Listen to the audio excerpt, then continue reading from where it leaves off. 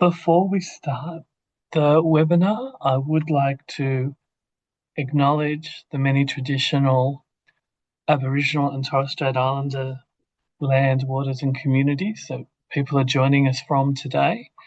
I'm in the Office of Health Consumers New South Wales on Gadigal land, and I'd like to pay my sincere respects to elders past, present, and emerging, and to the elders and communities on all the lands that people are joining us from today, and extend that welcome to all Aboriginal and Torres Strait Islander people who are with us today.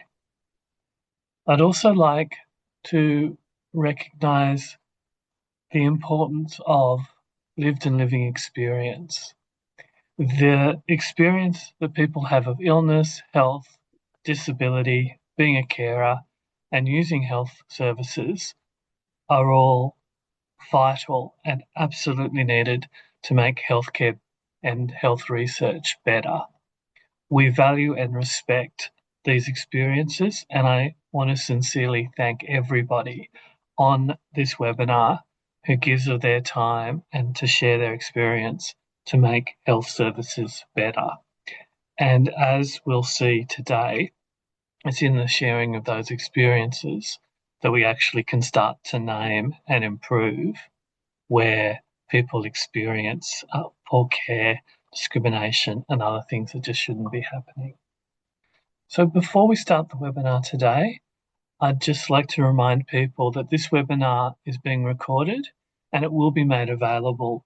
The recording will be made available after, so people can watch it again, or for people who can't join us today in person. We ask that out of respect of privacy and security, that people please don't use AI tools to join or record this meeting today. And sometimes that happens by default. So I'd ask people to please have a look at your settings and turn them off. And if we see them, we'll remove them. The administrator will remove them from the webinar.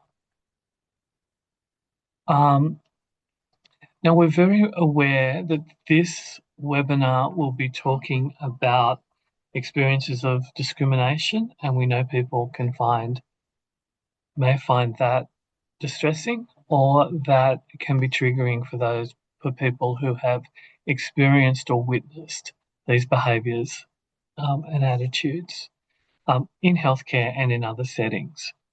If people do feel distressed, then of course people can step out and leave the webinar at any time. And we ask you to make reference of these services that might be of use. The Lifeline and the Aging and Disability Abuse Hotline numbers are there. And if people want to talk further or even make a complaint around their experiences and an experience of discrimination in healthcare, but also in other settings, and an experience of discrimination that may not be ageism, it may be another form of discrimination, then people can make a complaint about this to the Australian Human Rights Commission. And again, their contact details are there.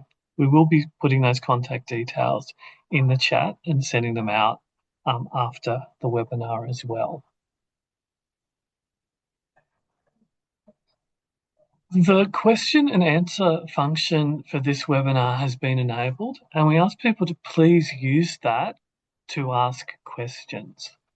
This webinar, we've got both the Q&A and the comments section open.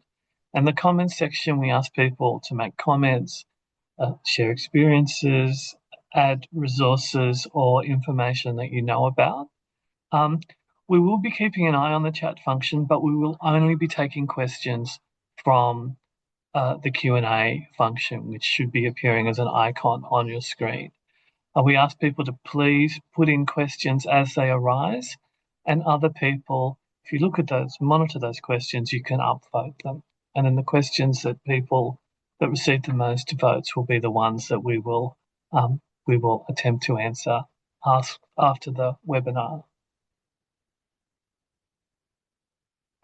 We want to ask a quick couple of polls at the start and beginning of the webinar. We thank everybody for when you registered to let us know a little bit about your background.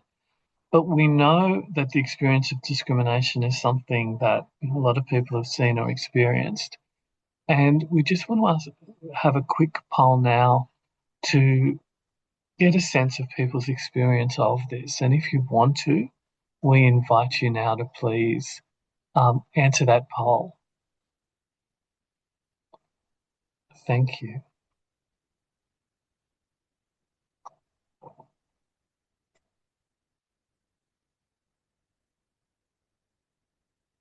All right, we'll just keep that open for a couple more seconds. And thank you. So we can see, thank you everyone who responded. And just over half, it looks like 55% of the people who responded to that poll have witnessed or experienced ageism in healthcare. And so we understand that that's really pertinent. And it is, we know that that many people do experience that, which is why we want to be part of the conversation and thank both OWN and the Human Rights Commission for their work on this. So thank you very much. And we might close that poll now. Thanks, Tara.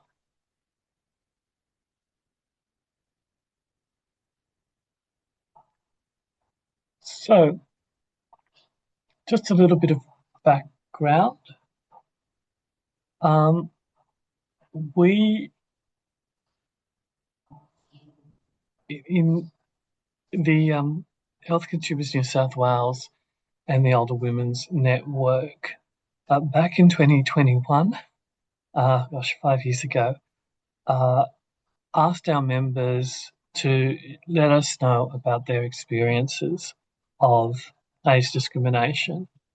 And one of the things we know is that in surveys about health experience, older people do report very high satisfaction with health services, which is wonderful. But I think next to that satisfaction is also this experience of ageism. And 57% of the people who responded to that survey, similar to the 55% in the quick poll we just ran now, said that they had been treated differently in healthcare settings because of their age. People talked about an experience of not being listened to by health professionals and that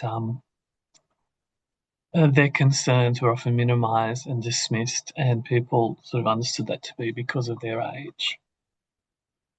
And the other big message that came through in the survey was that people felt that as an older person in the health service, they were sometimes negative stereotypes about older people were affecting them.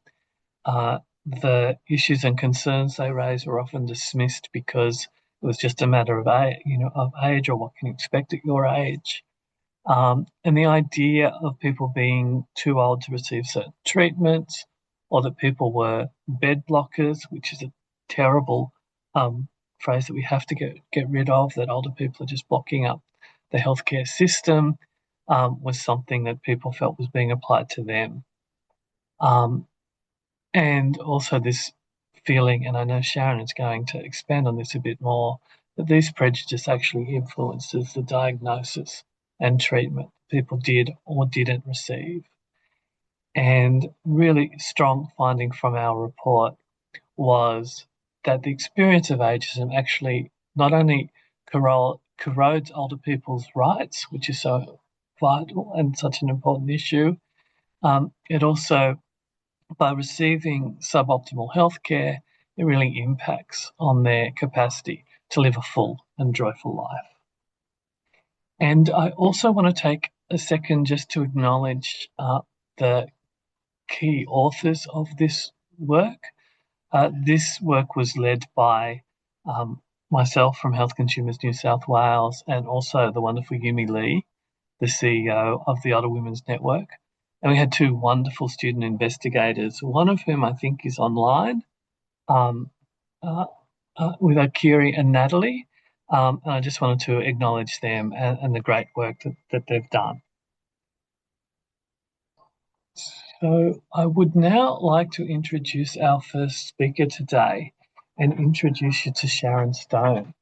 So Sharon works with the Older Women's Network, and her work there is as the Older Women's Network employment. She is the leader of OWN's Employment Pathway program that helps women over 50 rebuild confidence, update their skills, and improve their financial security um, with a strong focus on the impacts of ageism in employment. Now, Sharon's here today to talk about ageism in healthcare and has many stories that she's going to share about um, older people and older women's experiences of ageism in healthcare and talk us through a little bit from our original report. So I'm going to stop sharing my slides now and introduce you and hand over to Sharon. So welcome, Sharon. Thanks, Anthony. So I'd like to begin by acknowledging country. I'm zooming in from the land of the Camaragal peoples, and I pay my respects to elders past and present. And as Anthony said, I'm the coordinator of the Employment Pathways program at the Older Women's Network.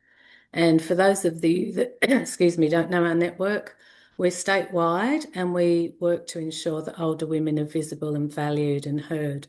And we consistently hear that older women are not treated equally within systems and particularly within healthcare. And although I'm running the Employment Pathways program, I hear a lot from women as well who are unable to get work due to health issues and ageism. So as Anthony mentioned, in 2021, the Older Women's Network, in partnership with Health Consumers New South Wales, undertook a study into age discrimination in healthcare. And we surveyed over 100 people. We conducted in-depth interviews and we got real accounts from older people navigating the system. And really what we were doing was asking the simple question is what actually happens when older people seek care. So what we found was deeply concerning. Nearly half of the respondents reported being treated differently because of their age, and most of those were within the 12 months that we talked to them. So it's happening right across the system. And across the data, 5 key themes emerged.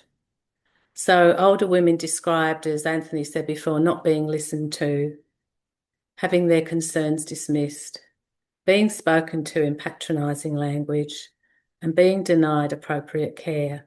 And it wasn't subtle, it shapes how care is delivered and whether it's delivered at all, actually. So to really understand the impact, we need to listen to what older women themselves are telling us.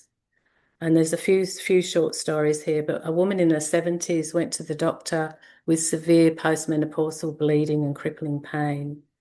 And she told him she couldn't cope anymore. And his response to her was, young menstruating women have it worse. So she wasn't assessed, she was compared and dismissed and just sent away. And then another woman went for a routine checkup with 5 health concerns, and the doctor laughed and dismissed them all and basically said, you know, what do you expect when you're older? And so she doesn't go to doctors anymore because she says it's a waste of time. And this is where ageism becomes dangerous because people stop seeking care altogether. Another woman presented with knee pain and the doctor told her it was an 80-year-old knee. Again, so what do you expect? He didn't investigate, there was no follow-up. And she got a second opinion and was told she needed a full knee replacement. But the issue really wasn't her knee, it was about the system that didn't actually want to support her. And then another woman was told at her age she should expect some incontinence and she was denied surgery. But her sister-in-law, who had private health insurance and had the same condition, received immediate treatment. So this is also where ageism intersects with class and determines who actually receives the care. In another case, an 82-year-old woman developed severe arthritis, which was really painful, and her GP repeatedly dismissed her concerns with the stock phrase, well, what can you expect at your age? And by the time she saw a specialist, the damage was advanced. So this isn't really aging, this is neglect. And then I'd like to share a personal reflection of my story. I probably have several examples, but this one, and excuse me if it's a bit graphic, but I think I need to be honest about it so that to demonstrate how these things play out. A few years ago, I was having breast cancer surgery, and pre-surgery, I had to have a wire inserted in my breast. And the two healthcare practitioners couldn't find the right spot to put it in. And they just treated me like a piece of meat, and they just kept pulling it out and pushing it back in and pushing me around. And when I kept protesting and saying, "Can you stop? It's really hurting," they just kept calling me dear. "Just stay still, dear. We need to do this, dear. Oh, stop complaining, dear. You need to have this done." And so, already being traumatized from what I was about to go through, I also felt really dismissed and further traumatized by it. So, I think we could go on all day and talk about these stories, but at the Older Women's Network, we work to support older women to amplify their voices. And our call to action is for all health professionals to be aware of their biases, because the impact of their choices can have life or death consequences. And we want healthcare professionals to take symptoms seriously, to listen to lived experience, and to involve older women in decision making together with them and not for them. And at a system level, we have to address age bias in training, ensure there's equitable access, and include older women in data and design. Finally, thanks to our partners, New South Wales Health Consumers, as well as the Australian Human Rights Commission, for shining a spotlight on this important issue. My personal experience and the experiences of others, which was shared in our study, show that poor health experiences are not isolated incidents, they are systemic. And when older women stop seeking care, it's not because they don't need it, it's because the system has already told them they don't matter. And that's what must change. Thank you. Thanks so much for sharing your story, Sharon. And I think everybody online just wants to give you our support and let you know that we all know that should never have happened. And so sorry that it happened to you. And thanks for sharing the important stories, but also the key outcomes from that report. Look, we'd ask people to please keep the questions coming through the question functions. And I'd also ask my colleague Tara, who's doing the great sort of technical work in the background, to please put up the emergency numbers we put up before, if for people who may have found the last little bit of that conversation distressing. But again, thank you so much, Sharon, for sharing that and reminding us really about why we're here and what we're trying to do today. I'd now like to introduce our next speaker, Robert Fitzgerald AM. Robert was appointed the Age Discrimination Commissioner at the Australian Human Rights Commission in April 2024. And those of us who know Robert know how committed he is to promoting the rights of older people in the workplace, service systems, and society more generally, and in all of that work, to work really strongly to eliminate ageism.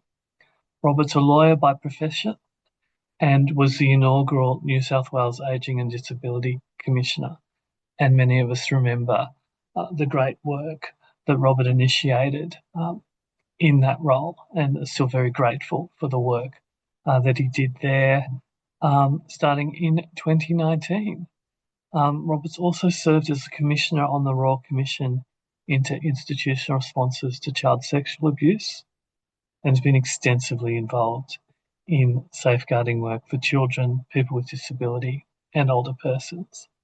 And also on a personal note, sometime last century, Robert was actually my boss when we worked together at the St Vincent de Paul Society, but that feels like a very long time ago. So thank you very much for joining us today, Robert. We're honoured to have you with us, and we're really pleased that you can be here and share the important work that the Commission's doing in this area. So thank you and welcome, Robert. Well, thanks very much, Anthony, and it's a joy, and I'm sure you were an exceptional employee back then. Look, it's great, and it's terrific to be joining with the Older Women's Network and Health Consumers New South Wales, both associations I've had a very long and very happy relationship with. So it's a real joy to be here today from the lands of the Gadigal people. Most people wouldn't really appreciate that the Age Discrimination Commissioner's role within the Human Rights Commission is for people of all age, from 0 to death. But in this particular area, we want to talk about older people. And one thing you and I have in common is we're all getting older and we're all consumers of health services. So if nothing else should motivate us to be concerned about this area, it's about self-interest, as well as our concern for others. I just wanted to start off, we hear a lot at the moment about ageing and about particularly positive and healthy ageing, or sometimes productive ageing. But the enemy of productive or positive or healthy ageing is ageism. And it sits at the heart of nearly all age discrimination, particularly for older people in this country. And ageism is something that forms very early in our lives when we're almost children and teenagers, as we see our grandparents in a state of diminishment, as we see it. And from that point on, ageism takes a hold of us and communities as a whole. And it's often said that ageism is the most accepted form of discrimination we have in Australia and perhaps in the world. And that's true. And ageism is around the way we think. It's the stereotypes we create. It's the way we feel about people. It's the biases and prejudices we have. And of course, it's the way we act, which is discrimination. So when I became Commissioner, it seemed to me that we needed to have a look at a few areas of activity where we could make a difference. And one of those absolutely was in relation to the healthcare system and how it was interacting for older Australians. So we've created 2 reports which have come together in one, called the Age Barrier, Older Adults' Experience of Ageism in Healthcare. And firstly, we did a literature review of all the literature that was available from researchers around this issue in Australia and internationally. And the second thing is we then did a consumer research where we spoke to actual older people who had lived experiences of the healthcare system. And that came together in this one report. And a third report will come out, which is talking to healthcare professionals about how they see this particular issue. And I'm immensely grateful to Sharon because she's covered off many of the key issues. And it wouldn't surprise you that they are replicated. And there were 9 major findings in this report, and I'll only do with a couple of them, or a few of them, to save time. But the ageism actually really informs the first one, which is around the assumptions made in relation to older people and their interactions. And the most common comment that we had was that people were condescended to. The language that they were used, the way they were perceived, was in fact already inbuilt before they even walked into the door. And one of the participants said they treat you as a number, as an old person. They would be talking to me in monosyllabic or, 2-syllable words, as though that's the level of your comprehension. And you hear that in healthcare and you hear that in aged care. Dear love, honey. And the one thing I want to do is I don't want to be treated as an infant in old age. I do want to be treated as an older person. But the way in which people interact from the moment that interaction starts was one of the greatest concerns that was identified. The second that's already been talked about is perceived invisibility of older people in healthcare systems, where people feel overlooked. And today in every emergency ward in Australia, there will be an older person in a trolley waiting for attention, and the practitioners there will talk to the daughters, the sons, the carers, and you will be left there wondering who in the hell they're talking about, because it certainly isn't with you. And a person said to us, you are to some degree, you're sort of invisible because you're aged. I need to be acknowledged as a person, not as an older thing that is not worth anything, that you put in the corner and let it die. The third one, which I think is really important, and Sharon's mentioned it, is either the dismissal of the concerns that you raise, including in primary healthcare with your local GPs. Either it's because you'd simply, well, you're getting old and you should expect this, and that's a common one. But the second thing is actually diminishing what you're actually saying.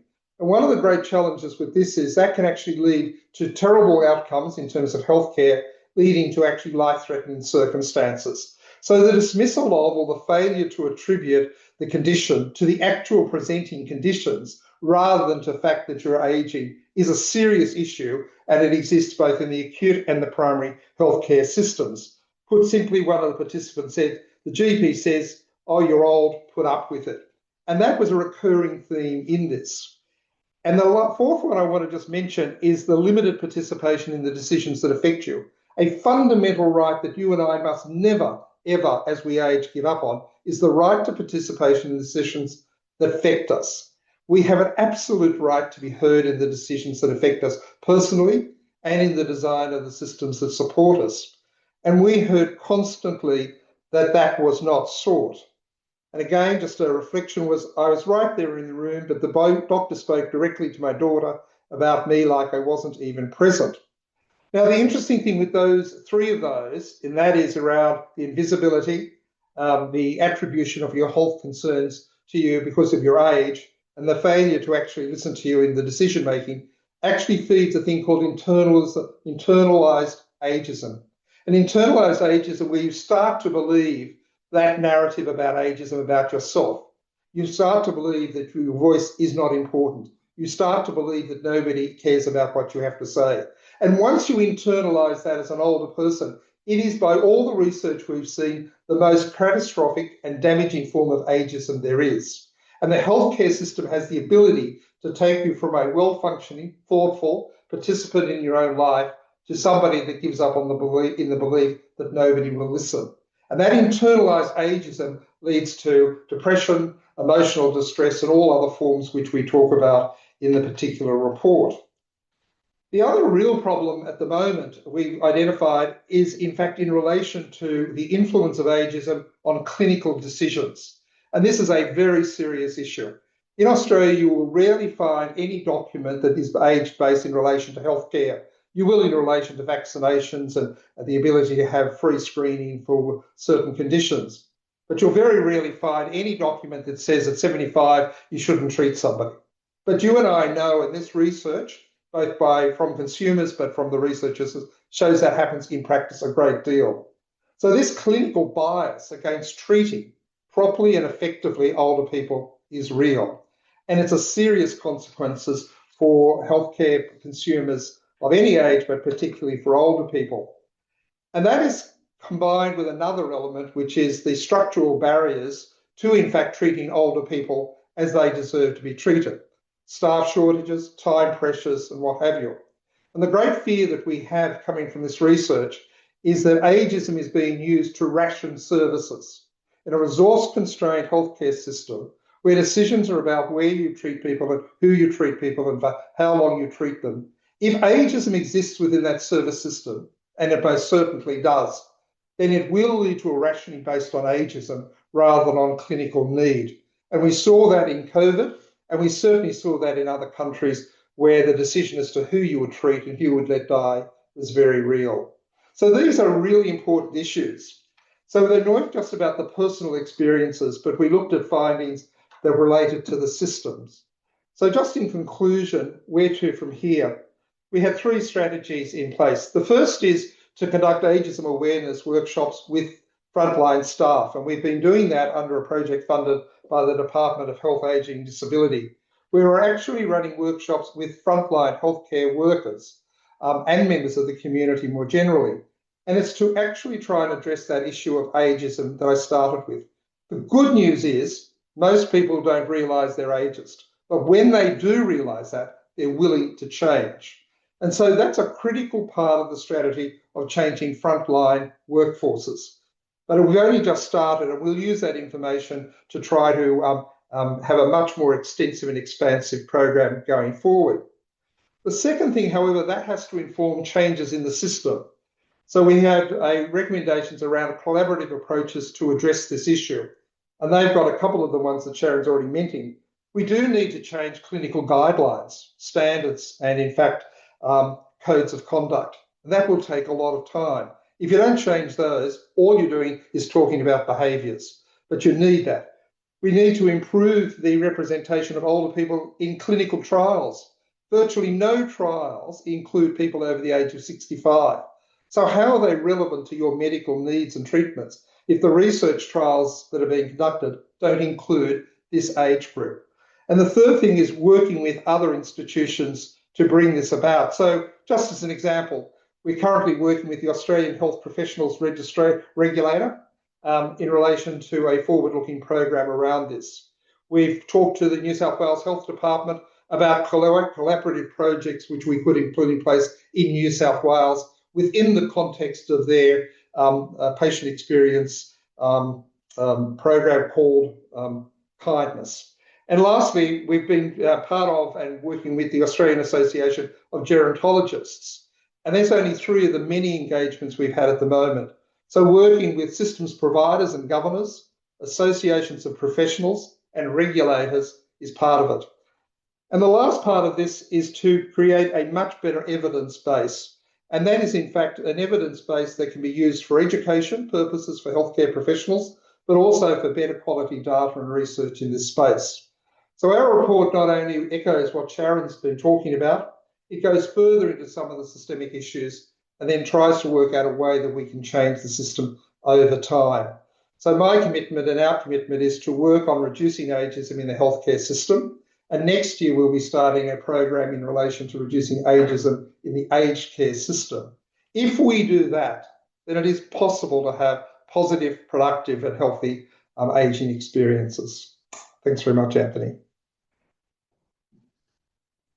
Thank you so much, Robert and Sharon. I think you've given us a lot to think about there and some really good practical ideas about where we can focus our efforts, both individually and our advocacy efforts, and what needs to change to make older people's experiences better in healthcare. We're getting a lot of thumbs up and a lot of people who are very grateful for the discussion. I'm sorry, but I've just been made aware that actually the chat function that we thought we'd have on has been disabled for this webinar. So I will just share again those numbers if people have found any part of the conversation that we've had today distressing, and remind people that the Australian Human Rights Commission, one of its functions is to be a place where people can make complaints about their experience of discrimination. So, Robert, I just wanted to ask you about the issue that you mentioned around how important it is that we make sure that standards and that govern how healthcare is delivered take age into account. And I think for many of us, this is a great opportunity because the Australian healthcare standards govern how hospitals and public health services are assessed, are in the process of being updated. It's my understanding that the new standards will talk a lot more about patient-centred care and the importance of shared decision-making. The new draft hasn't been released yet, but I'm be very surprised if there's an explicit mention of age in there. I'd just be interested in your thoughts about what you feel something like those standards, should explicitly be saying to ensure that this great concept of person-centred care is actually happening with older people. So firstly, many of the standards and codes and protocols deal with various groups, as you know. So in New South Wales, there's protocols around how we deal with people with disabilities, how we deal with the victims and survivors of family and domestic violence, how we deal with children in the healthcare system. It's very important that those exist, but equally it's important that they exist in some form for older people as well. Older people currently represent 17% of the Australian population. 20 years from now, it'll be 25%, and 1.5 million will be over 85 years of age. So what we do today will matter not only today and tomorrow, but for the people that come after us and ourselves as we grow old. If it's not mentioned, if aging is not mentioned, it's not dealt with. It doesn't Mm. become part of the conduct, the codes of conduct. It doesn't become parts of the training. It doesn't become parts of the performance measures. So just like we now deal with issues relating to women in particular, people from culturally diverse backgrounds and languages, Aboriginal people, it matters that you're actually there. What it says matters less, but the absence of that mention of older people matters a great deal. So the first thing is to get mentioned. Now that sounds very low, but it's the first thing. The second thing is we've got to re-emphasise the fact that the dignity of the older person does not diminish with age. The right to participate does not diminish with age. You've actually got to say those terms. The right of them to be participants in the decision making do not diminish with age. So it's not a complicated concept, a bit like what New South Wales has done with kindness. You know, some people would say, well, that's a ridiculous term, but in a sense, it's not. So what we've got to be, in Anthony, is very explicit in these standards about what we've been talking about, that you don't make judgments about people based on age. They may sound, professionals might feel offended by that, but it's that sort of stuff that's actually got to be in there. It's simple language, it's clear concepts, and it's meaningful to older consumers of healthcare. And that's what's got to be in there. The more significant one is really around clinical decision making, and that has got a much more complex area to it. And the issue around clinical governance, we're starting to explore more fully. So I'm not suggesting this is easy, but I am suggesting that in the standards and in other documentation, I think a simple narrative is the starting point. But I can just say to you, if you're not mentioned, you don't exist. And that's true in healthcare, and it's especially true for older people. And we find it not only in healthcare systems, but in lots of systems. Lots of other groups are mentioned, but older people are rarely mentioned, and we have to now change that. Mm.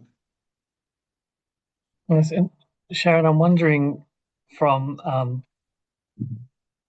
your own perspective or work that the Older Women's Network's doing, if you've got any thoughts about areas around uh, regulation or codes that we could be particularly focused on. And I Mm. suppose the reason why I'm asking that is I'm aware that very many people on this webinar are health consumer representatives, are people who are sitting on um, hospital and other health committees who are well placed to have these conversations and remind people of the importance of including older people in these discussions. Mm. Yeah, that's true. I think the thing is we find at the Older Women's Network that older people are invisible across all systems, and aged care, even in aged care to a certain extent, healthcare. These stories I think could go across all kinds of systems. And I think to Robert's point, actually naming it and saying, actually making older people visible, I think, I think Robert, you said it's a low fruit, but actually it's not because older people are just not considered as part of society. And I think also the education that you talked about doing the workshops, I think is great. And I think that's true that people do think that they're not ageist. They don't Mm. see it. It is an invisible thing. They don't actually realize they're doing it. So I think education across, yeah, all types of systems. And that last point, can I just explain? It's completely different from sexism and racism. Mm, Sexism and racism is deeply entrenched in the Australian society. I know I'm not meant to say it, but it's true. And it's very hard to shift. You can do workshops with people and they'll all nod at the end and change nothing. mm, Ageism seems to be quite different. mm, Once people reflect on their own practice and their own attitudes, there is a willingness to change. In the healthcare system, we have the difficulty. They then say, but the system stops us. The rationing stops us. The resources stops us. So that's why Mm. this is not just about change of attitudes. It's actually about change at a systemic and service-wide level. yeah. And Thank actually, I you. think there's nothing quite leveling as getting older yourself and suddenly experiencing it yourself, and then you suddenly realise that you've probably been doing it yourself towards other people when you were younger. So Yeah. everybody's going to get older if they're lucky. if they're lucky, that's for sure. And one of the things that I find is the paradox of participation is that, as I mentioned before, there's many positions within health and within increasingly in university and research spaces where for consumer and patient care representatives, the vast majority of people in those roles are older people, I think, which is wonderful. And yet there's still this issue where ageism isn't taken seriously, and that's not part of the experience in healthcare that people are invited to talk about. So I think there's a lot more that we can do, and that the older people who are in these areas can do, and we need to find ways to give people permission to be talking about that. And Anthony, I Absolutely. think one of the great things with consumer representatives is they're prepared to speak, but what they're not prepared to do is demand. They have to demand when somebody says, "Oh, yes, we understand that." Ask, where is it documented? Where does it actually show this is you're going to do it? If you're on a board, if you're on a consumer advisory group to a healthcare system, to a hospital, don't just take the word of the clinician sitting across to you and say, "Oh, yes, we understand that." Say, where is it actually written? Where is it in those standards? Where is it in the staff training? And I think consumer advocates need to be much stronger about asking for the evidence that demonstrates. Because one of the things around old people, everyone agrees with you. I can go into a room and everyone will agree with everything I say. When you actually say, and where is that actually evidenced in your system? Well, that's a very different story. So I think consumer advocates are really important, but just be a little bit more demanding of the evidence to show the good intent that people so often say, but so rarely actually exhibit in practice. I think that's great advice, Robert. And we know we've got many people online and who are involved in those roles who are pretty fearless in their frank and fearless advice that they give. And so I think that's some excellent advice. Uh, there's been some amazing discussions that's been coming up in the questions and answers section. And I'm really sorry, we're just not going to be able to get to all of them. But there's a couple of points I did want to pick up on. And one was the point that Robert raised about the treatment of older people during COVID. There's been a bit of discussion, and people talked about that across the country there was very different experiences. But Robert, from that and from the experience of COVID, do you think anything's been learned that's been reflected and incorporated, into current practice? That's a very good question, Anthony. I'd like to say the answer is yes, but the reality seems to be no. And one of the things in another life, I was very hopeful that the learnings out of COVID would have been absolutely brought into practice post-COVID. And what we're not seeing is that evidence of that. Now, I'm not saying it's not there, but once we move through the COVID phase, it's like we're back to business as usual. And that was never the right approach. So the answer is I'm not very confident that it has, but it has to be, because COVID will happen again. It may not be COVID, it will be something else. Mm-hmm. And what we really should have learned about that, particularly for older people, is how could we have better engaged with older people in making critically important decisions around their lives. I'm not a critic of governments in this space. I don't think any of us had the answers. But what we certainly should have learned now is how do you understand the communities that are going to be affected most? Older people being one of those. And clearly assumptions were made about older people by people that had no understanding of their needs, yet alone asking their opinions. That also happened in the early parts in relation to culturally diverse communities. State governments thought they understood their culturally diverse communities, and reality showed they didn't understand them at all, yet alone really engage them. By the end of COVID, they did engage them.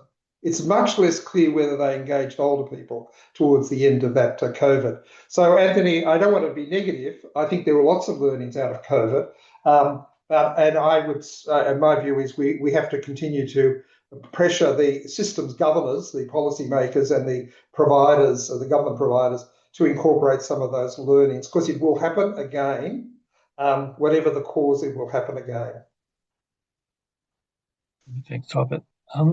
Sharon, do you have any reflections you'd like to offer there, or? Yeah, I'd just like to say as well that I think there needs to be a way that we show across media that older people are the same as everybody else. They're humans with the same feelings and emotions and needs. They're just older.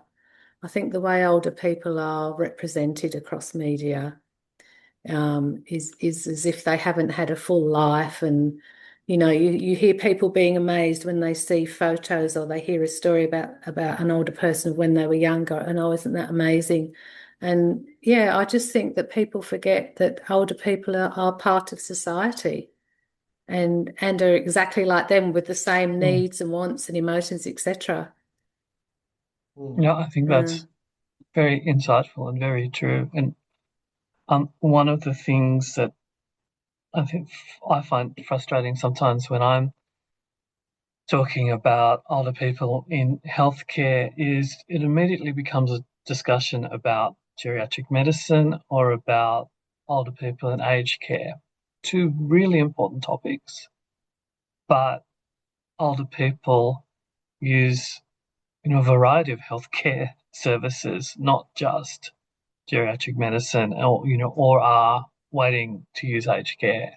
So I think, Could I just make one comment on that, Anthony, if I might? please. Um, a notion that you'll start to hear a lot more about coming from overseas, and we're starting to, is the notion of longevity. It's about how do you live a long life. So rather than talking about aging and aged care, it's around a long life. Today, if you are 65 today, you have a very high chance, if you're a woman, of living to 87.2 years of age and a man to 84. These are long lives today. Somebody said to me the other day, you've got to get through the shooting gallery, or the sniper alley, as she called it, before 65, because there are always pigs are out there trying to kill you. But if you get there, so how do we actually make sure that during this long life that we now experience, a healthy, a productive, a positive experience? And I think it changes the dynamic from talking about just aged care and the health needs of aged people to saying how do we actually produce quality lives for these very long period. And it's called longevity, the longevity economy, the longevity challenge. And I think it's a better way to contextualize it. And I think it has real relevance for health. What you do in terms of health needs at 45 will absolutely affect what they are at 65 and at 85. And so it's not just talking about this conversation can't just be about 65s plus. It has to be about how we enter older age and how we reshape these long lives that some of us will experience. And I think it gives a new way for the health system to envisage health needs of an ageing Australia. And overseas, this is a language that's being used a lot. I think we're going to start to use it quite a bit more here in Australia. No, thanks, Robert. I think that's a useful thing for us to be aware of and to sort of seek more information on. There's been so many questions and comments, and as I said, I'm really aware that sadly we're not going to get to them all, but we have made a note of them, and some of them are going to help us actually with future webinars. One of the conversations that's come up that's so important is the use of AI in healthcare, both how it's used when people go to a consultation and are being told that AI is going to be used as a diagnostic tool or to record the conversation, and also, in health planning. One of the comments that we've had that's come up was how AI is not particularly good at working with older people or people for whom there's a lot of assumptions and stereotypes around. And I will ask each of our speakers to give their quick views on that, but I wanted to let people know that Health Consumers New South Wales has been running a series of webinars on AI in healthcare. And we've actually got one coming up around the human factors of AI in healthcare that might be very relevant here. And later in the year, we're working on a webinar to look at the use of AI scripts and, those note-taking as it happens. So we're not going to be able to answer all of those questions in the next 5 minutes, but it's something very much on our radar. And I invite people to look at the conversations we've had and join up for one of our future webinars on the topic. And it is a big topic, but Sharon, I'd be interested in any sort of thoughts or reflections, around AI healthcare and what that means for older people. Mm. Look, I think AI can be a really useful tool, but I question, rubbish in, rubbish out. So, I mean, Mm. who programs AI? If it's, all the information that goes in there is ages to start with, I think then straight away that's a big limitation. In terms of somebody getting a record, a Mm. recording of the session that they've had, I mean, that could be quite useful for them to take away and have a look at and reflect and then come back with other answers. But I just question, yeah, as I say, what information is actually in AI regarding ageism and older people. Yes, thank you. And Robert, any final comments, sure, about AI and healthcare and older people, but any final comments? So very quickly, we're in the Wild West period of AI. This resembles one of the most extraordinary market developments we've ever seen. And so at the moment, the challenge for providers is you're dealing with a market where half the participants will go out of business, half the product is poor. How do you know? The second thing is it's completely without ethical frameworks other than the normal laws that we have. So, how do providers, both healthcare providers and aged care providers, make decisions that have an ethical framework for the clients with whom that equipment as an AI is going to be used? And so far, we don't have that. And that's a serious issue for providers. These salespeople in relation to AI are very good and they are very slick. But at the end of the day, the clients that we're providing these to often have significant vulnerabilities. The third thing is there are specific areas where the Human Rights Commission, we're doing a lot of work in relation to AI, in relation to neurotechnologies. And this particularly affects older people that have conditions where there is cognitive decline.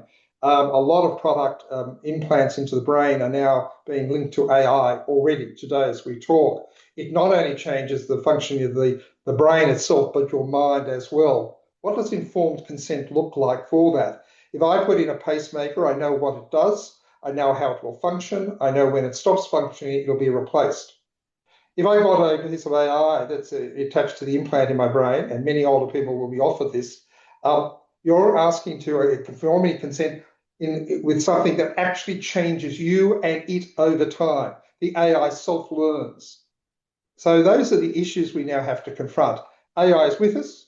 AI can be beneficial. AI is going to dominate aged care, both in home care and in residential care. It is already in the healthcare system. So the question is how, in this really strange market, do we start to create ethical framework as well as actually some sort of guide as to the quality of the product, which what Sharon mentioned.